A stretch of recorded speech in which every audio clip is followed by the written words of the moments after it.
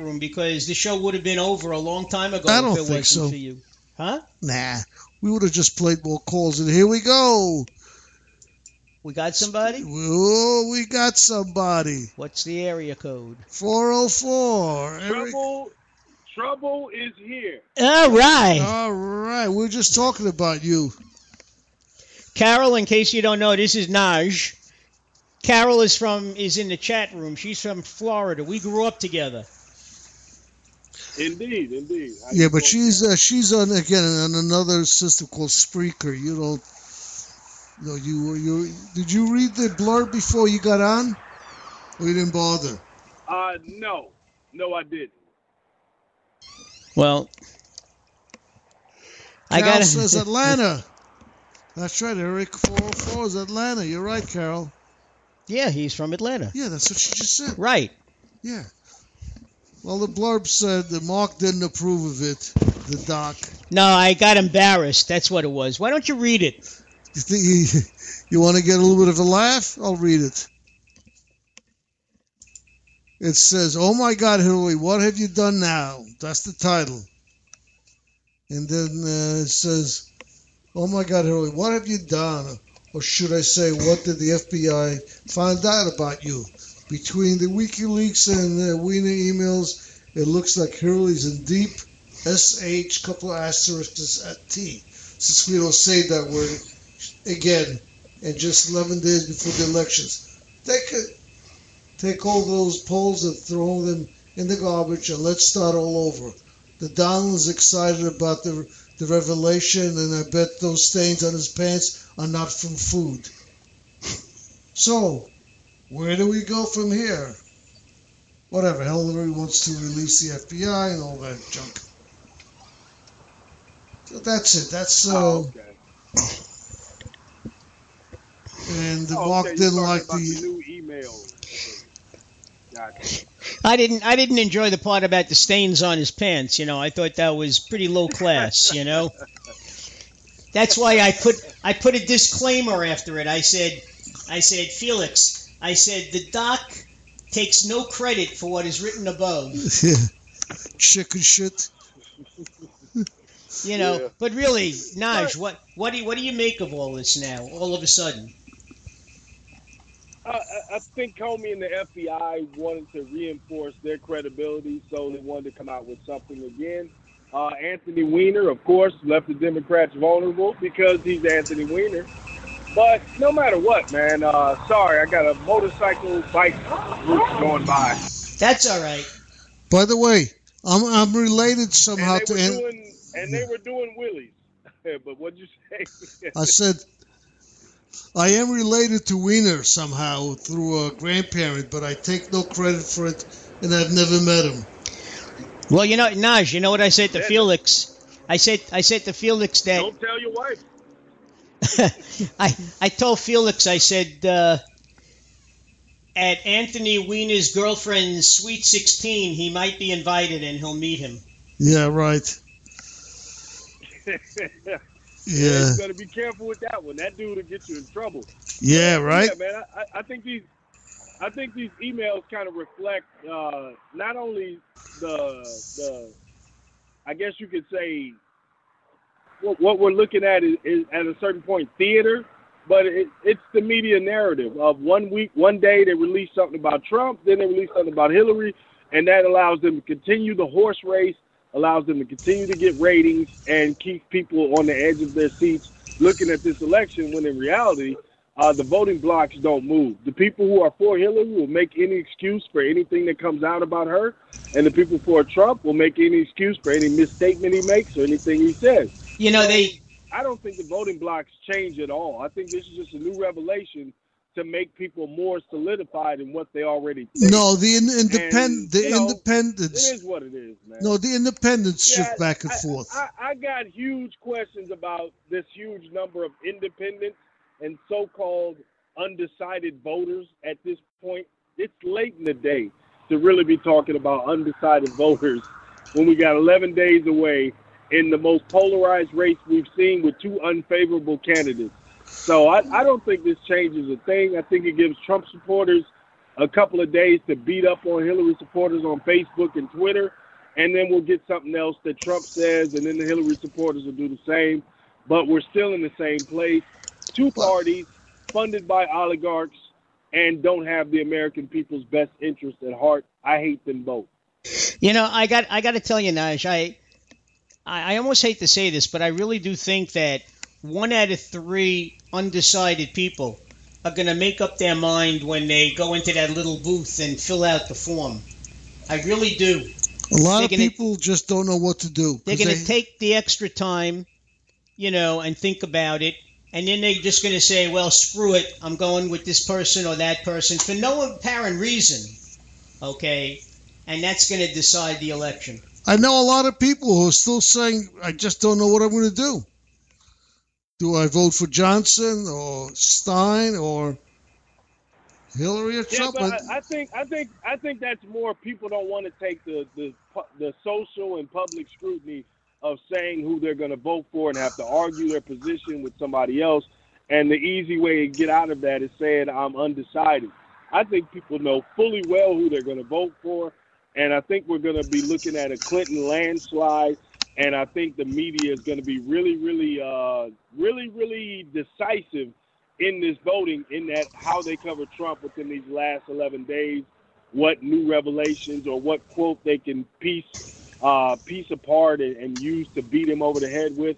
I think that's what we're looking at. And Hillary comes in, status quo, and everything grinds to a halt because the Republicans rally, and we get 4 years of gridlock. And in 2020, we get the real election because then we get more favorable candidates. That's what I think. Like I said, I'm just a guy, but that's what I think. But either way, I'm voting third party because that's what I do.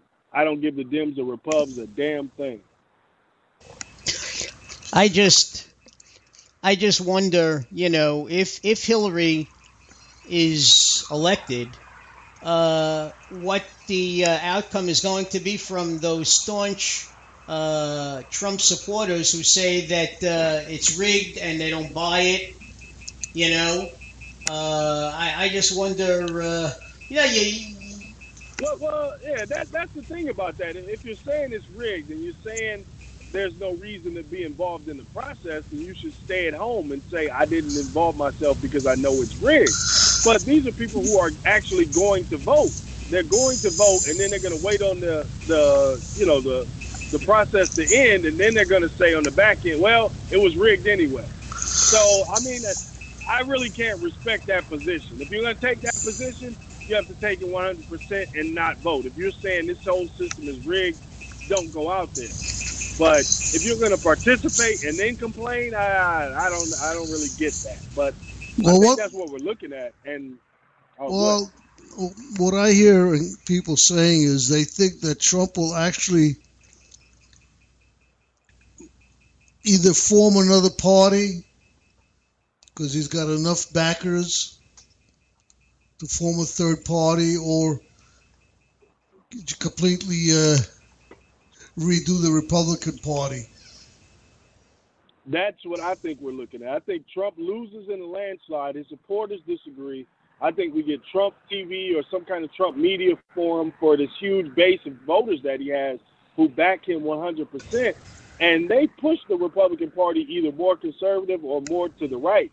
Because at a certain point, the Republican Party can't ignore this huge chunk of their base and act as if, you know, their grievances don't need to be addressed. So I think at a certain point they drive the Republican Party a bit, and we see some changes there. But they say I really don't see it winning. They say it's going to be more of a populist party, and actually they're to the left of the Republican Party. Trump and his bunch. There's more meat on the bone of these disgruntled Trump supporters than there was with the Tea Party, because Trump has the financial means to start a third party, start a TV or radio network, get it up and going, and start looking ahead to 2020, you know, or not as far as the presidency goes, but he could make a difference in the Congress and the Senate people who feel the way he does, and he starts supporting these people, and they rally around him. Yeah, I mean, he could become a kingmaker because the strongest position is going to be on the outside. Because, okay, you say Hillary gets in and she can't really get anything done. She's being eviscerated by the media for her lack of real progress. And Trump can sit on the sidelines and kind of, give his kiss to whatever Republican he wants to give, which gives them a bump and puts them in office. And he becomes the kingmaker. And I think that's substantial. But as far as Hillary, I mean, what is she really going to do when she gets in? She's a neoliberal war hawk anyway. She's status quo anyway. She's for oligarchs anyway. So the idea that she's going to come in and do some type of reform that American people actually need is laughable anyway. So I really don't see anything changing much after this election cycle. But what Trump does with his base is the most substantial story to me afterwards. Because I think he's going to lose big. And the establishment of the Republican Party is going to try to use that to, kind of shout down the Trump supporters. But I don't think it's going to work. I don't think he's going to lose as bad as you think. I mean, the polls before this were getting pretty close. If you don't believe the polls, then it doesn't matter. I know. I have to agree with Felix. The numbers have become pretty close right now. Almost everything is now.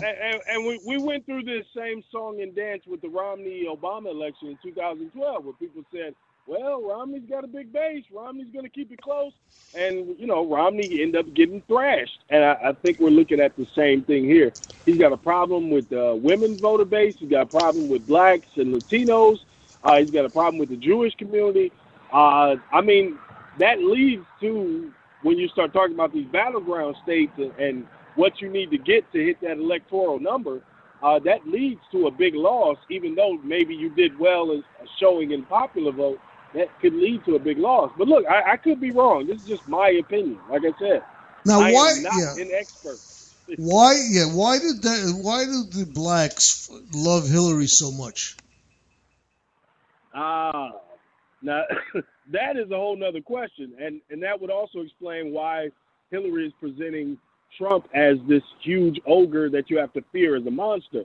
Black people are not necessarily siding up to Hillary because they like her. They're siding up to her because they view the opposition as a non-starter. So it's not so much liking Hillary. It's a thing of going the opposite way. And the Latino vote is at 85% in her favor, and I think the same thing there. I don't think it's any love for Hillary. Like I said before, I think a standard Republican beats the hell out of Hillary.